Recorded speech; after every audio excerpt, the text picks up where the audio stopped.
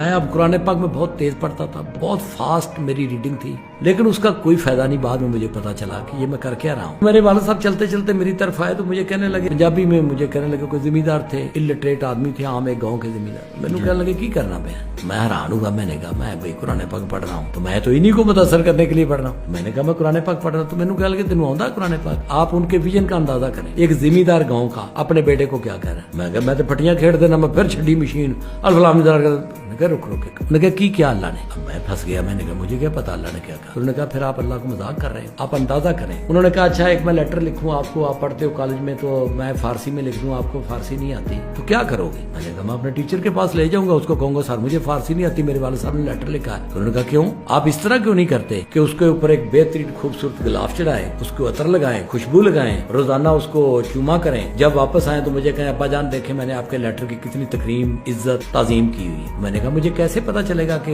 मेरे वाले साहब ने मुझे क्या कहा। तो उन्होंने कहा अल्लाह को फिर आपने मेरे से भी कमतर समझ लिया है। उन्होंने पंजाबी में कहा वो मजा उसी तरह ही आएगा। उन्होंने कहा अल्लाह तो मेरे तो भी थले समझिया कि मेरे लेटर उन्हें क्या कदी पूरी दुनिया दे विच कोई बंदा अखबार नहीं पढ़ता अगर उन्हें समझ ना आती होए, कोई बंदा किताब नहीं पढ़ता अगर उन्हें समझ ना आती होए। ये वाहिद मुसलमान कौम है कि कख समझ नहीं आती और कुरान पाक नूं रगड़ी लगे जाते हैं रमजान में। ये मैंने उनका आपको एक वाकया सुनाया।